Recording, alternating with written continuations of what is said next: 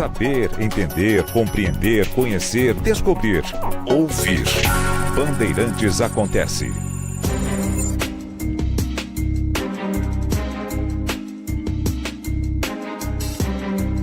Jornalismo Bandeirantes.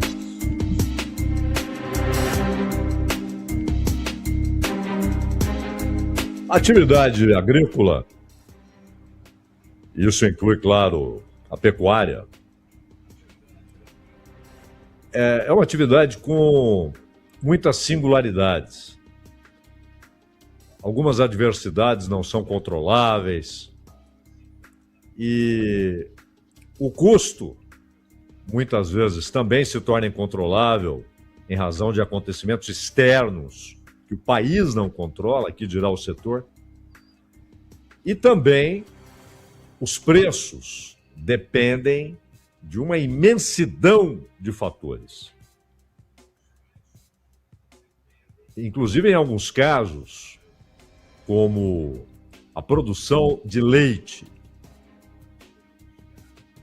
o produtor se torna um refém, porque ele tem um único e, como diria Nelson Rodrigues, solitário comprador.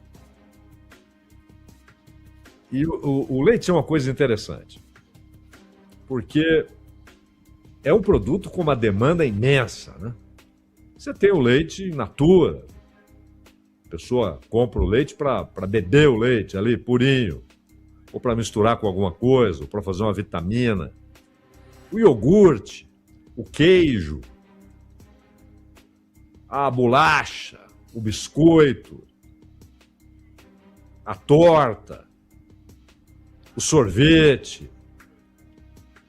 Então, há uma imensidão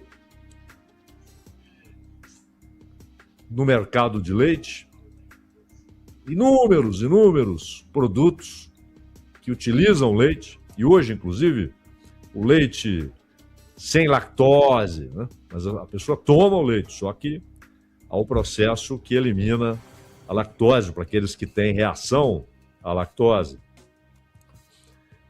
E o custo da produção, claro, depende de muitos fatores, como dissemos, né?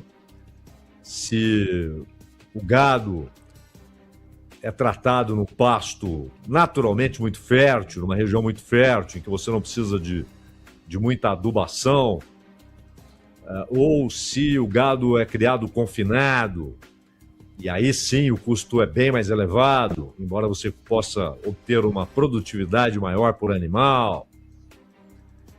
Um rebanho, para dar o retorno adequado em termos de produção de litros de leite por dia, litros de leite vaca dia, é um rebanho mais caro, geralmente o gado holandês, ou pelo menos um girolando, e é um gado mais caro, é um gado que exige mais cuidado, né? O bezerro não é como o bezerro Nelore, dando cabeçada, é um bezerro que precisa de cuidados, ele está num clima que não é o dele, naturalmente, isso está na genética, né?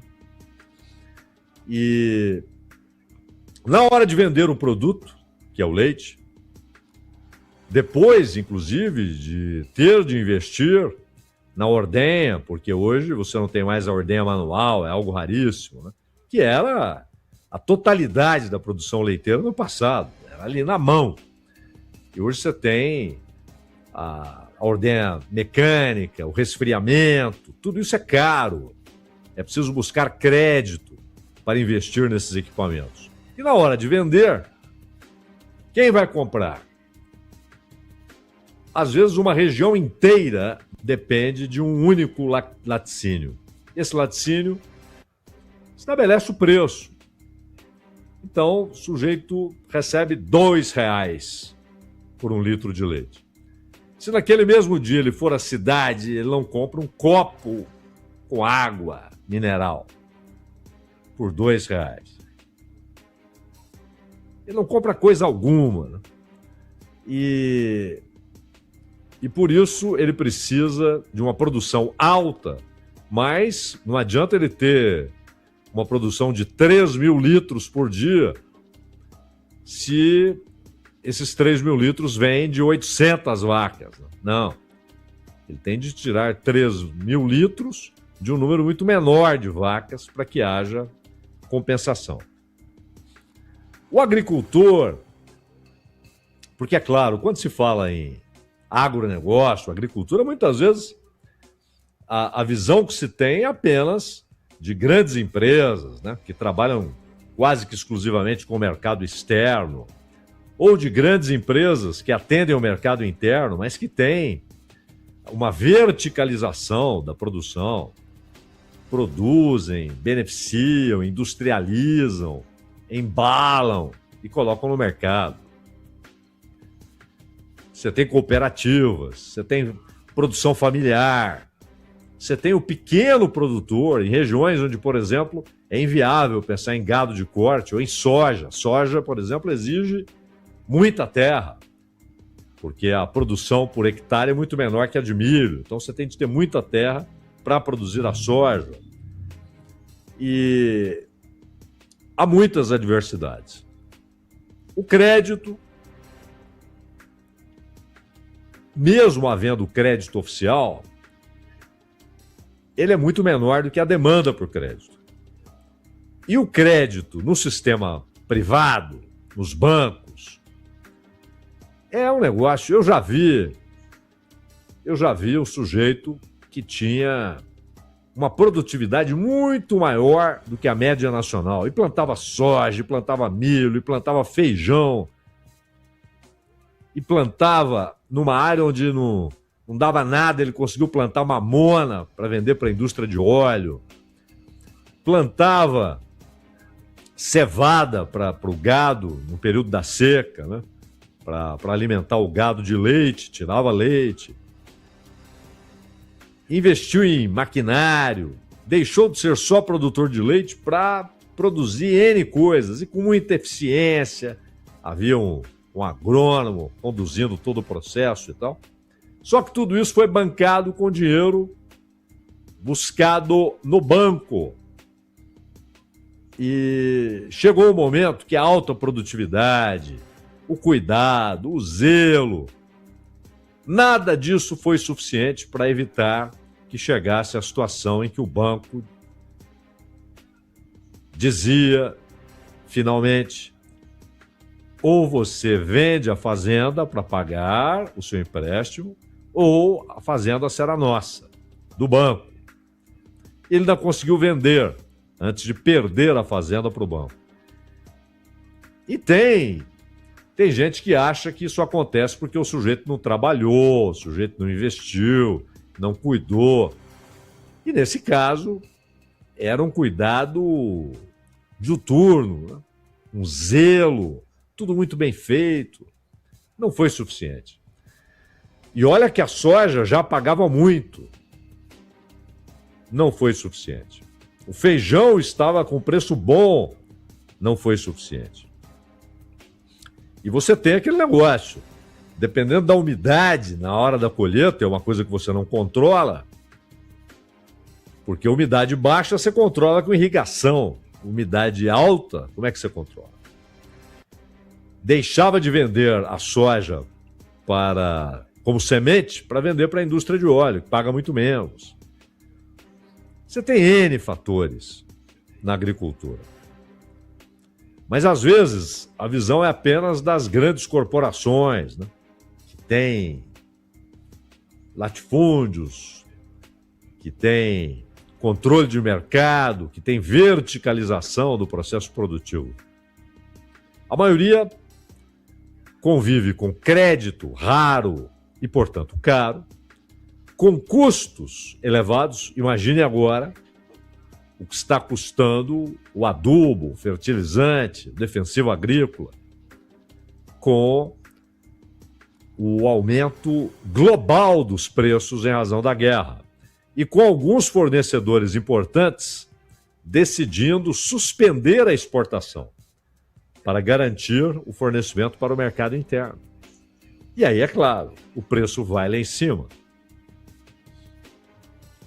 Além de tudo isso, no Brasil especificamente, há um fenômeno que se transformou em algo devastador. Um fenômeno exógeno, que era também exótico, mas que se transformou num fenômeno devastador, que é o javaporco,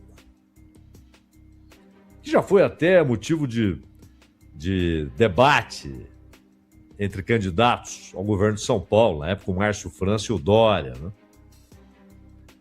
E o que era um problema localizado, situado, se transformou num problema nacional. Sul, Sudeste, Centro-Oeste, incluindo o Pantanal, no Centro-Oeste. O avanço é muito rápido. A reprodução, porque é um cruzamento do javali, um animal normalmente da natureza, criado na natureza, criado livre, e o porco doméstico, que tem uma capacidade de reprodução imensa. Aninhadas com 20 javaporquinhos. E essa fertilidade e essa capacidade de ter 2 dezenas de filhotes é típica do porco doméstico. Mas o resultado desse cruzamento, que se deu porque os javalis foram levados para o Uruguai, conseguiram escapar, entraram no Brasil e começaram esse processo de cruzamento com o porco doméstico. E o resultado, que são da mesma espécie. Diferente, por exemplo, do Luiz Cacheiro, né? Não há cruzamento. Em compensação, onde chega o javaporco em que há Luiz Cacheiro, a comida para o Luiz Cacheiro desaparece. São manadas imensas, imensas. Com essa reprodução, e além de devastarem lavouras, eles têm um couro muito grosso, né? Tanto que quando se atira no javaporco, se é uma bala comum, convencional, de revólver, nem faz cócega, né? É uma blindagem, e só alguns projéteis, ou como gostam alguns, projetis, conseguem atravessar. E por isso ele precisa de água, precisa muito de água. Não só para beber, mas para o próprio corpo. Isso acontece com o búfalo. Só que o búfalo faz isso onde há água, né? Ele fica em regiões onde há água e entra na água e fica ali. O javaporco não. Ele não apenas cava em busca de água, como devasta a nascente. Mas não é só isso. Ele é um transmissor com uma capacidade imensa de fazê-lo, fazer a transmissão de muitas doenças. Ele pode ser portador de aftosa. E se ele contamina o rebanho bovino, por exemplo, partilhando o mesmo coxo, o prejuízo econômico é imenso. Imenso, inclusive levando à suspensão de exportações, etc. E também leptospirose, o que coloca em risco a saúde humana, se ele urina na água, etc. E não tem predador a não ser a onça. Só que mesmo onde há onça, a onça vai lá, pode pegar 1, 2, 3. O que é insignificante naquela manada. São de uma ferocidade extraordinária. Extraordinária. E às vezes atacam bezerros, atacam animais pequenos e atacam pessoas, né? Correm a 50 km por hora facilmente. E com uma memória extraordinária. Se um deles, ou 2, ou 10, ou 20, caem em armadilhas, eles nunca voltam naquele lugar específico e mapeiam onde há armadilhas. Se há uma prática comum de caça, matutina, vespertina, eles desaparecem naquele período e só saem à noite. Tem uma memória formidável. E estão avançando em direção à Amazônia, sem deixar de ocupar vastos territórios no Centro-Oeste, no Sudeste e no Sul. E as pessoas que toparam com uma manada, e se o sujeito estava a pé e por algum motivo caiu sem poder se levantar a tempo, é um massacre. É uma ferocidade tremenda. Com presas que furam um pneu, rasgam, não é que furam, furar é moleza, rasgam um pneu de caminhonete. E olhando de longe, à distância, na cidade, vendo reportagens, vez ou outra, as pessoas podem imaginar que é algo ali localizado, algo controlável. Mas é não apenas devastador para muitas lavouras, e às vezes eles passam no milharal e mastigam apenas ali um pouco do milho, devoram ali um pouco da palha, mas já seguem em diante. Ou seja, não sobra nada. Não sobra nada. Não é uma coisa seletiva, né? Eles comem o suficiente e vão embora. Não. Destroem. Destroem fontes de água. E contaminam rebanhos. Contaminam o gado, podem contaminar o gado e podem contaminar as pessoas com leptospirose. E podem afetar a produção de carne e de leite. E vão se multiplicando. Quantos há hoje? Milhões. E se o único predador, que é a onça, só pode lida ali com 2, 3 tal e vai embora. Ela se alimenta e vai embora. Ela não está ali para caçar javaporcos. Né? Ela se alimenta e vai embora. E você não tem, nem de longe, número suficiente de onças para provocar uma redução, ou pelo menos provocar controle natural dos javaporcos. Não há controle natural. É o único animal em que há licença para comandos de caça. E mesmo assim, isso não controla, porque o resultado é muito tímido. Então você teria que mobilizar batalhões das Forças Armadas para ter algum impacto e por meses, assim, para ter algum impacto.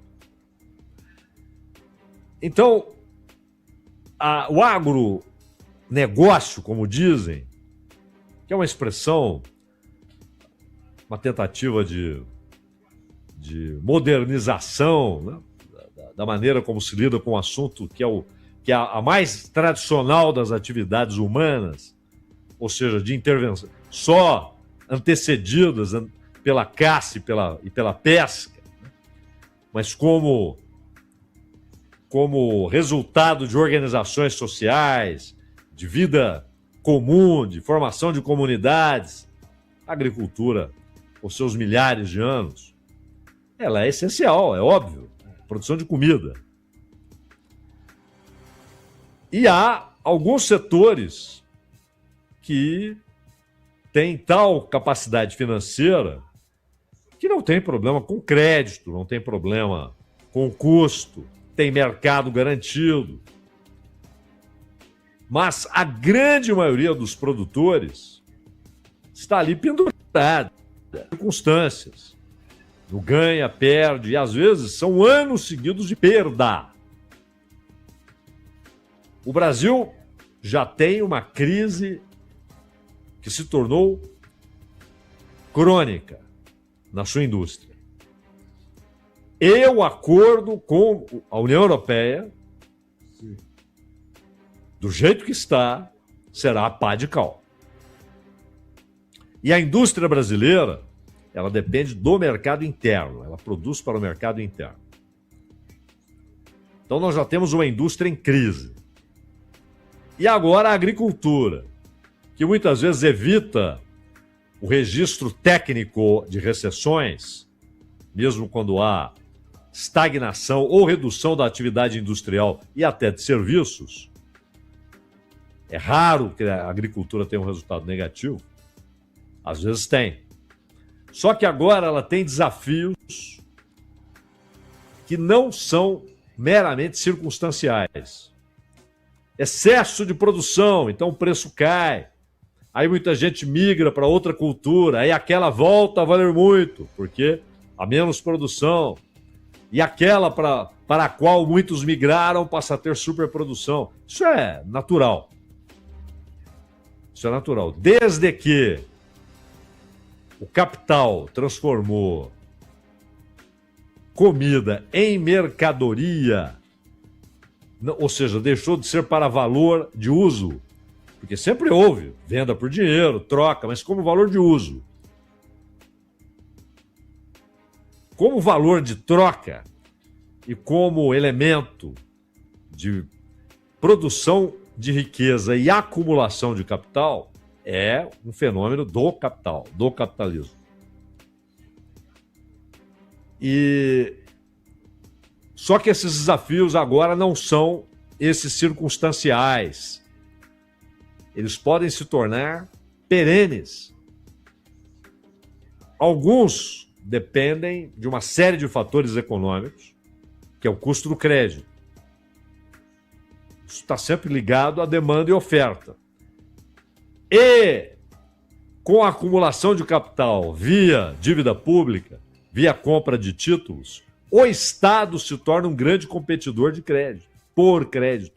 Ele quer crédito, ele demanda crédito com seus títulos, ele demanda capital.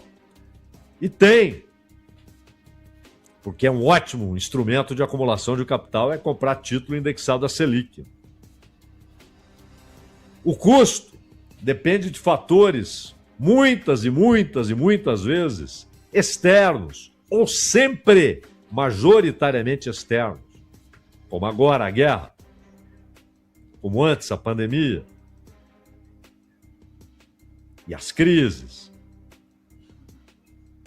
E há esse fator que, repito, é uma força da natureza devastando a produção humana, que são os javaporcos. E sem nenhuma perspectiva de capacidade, não de eliminação do problema, mas de controle do problema. Nem sequer de controle. E o Brasil precisa muito da saúde econômica, da agricultura, da pecuária, e principalmente dos pequenos produtores, das famílias, que nem empregados têm. A família trabalha ali e essa gente abastece as cidades. Todo dia está lá abastecendo o mercado, o varejão, a venda, a quitanda, os bares, os restaurantes, as mesas, as casas. E essa gente não tem reserva de capital. O dinheiro entra e sai. Muitas vezes entra menos do que sai. E aí vai se buscar empréstimo. E com circunstâncias incontroláveis. E essa é uma questão que exige aquilo que todos os países do mundo entenderam quando houve a grande crise do capitalismo liberal no final dos anos 20 e início dos anos 30. é preciso planejar. Não é só programa de crédito, de custeio. O Brasil perdeu, inclusive, sua política histórica de formação de estoques. Só agora volta a se movimentar para ter estoques, para ter uma formação relevante de estoques. Sem planejamento, o setor, que muitas vezes nem recebe atenção, porque está lá, está longe, mas a comida está aqui todo dia. De alguma maneira tudo isso funciona bem, a comida está aqui todo dia. Esse setor, em crise profunda, teria um impacto econômico e social maior do que a crise de qualquer outro setor econômico. Uma crise nas cidades, uma crise que atingiria toda a população brasileira. Então é preciso começar a planejar soluções para o crédito, para o custo da produção e, claro, para esses fenômenos naturais que às vezes são incontroláveis e devastadores. Jornalismo, Bandeirantes. Meu caro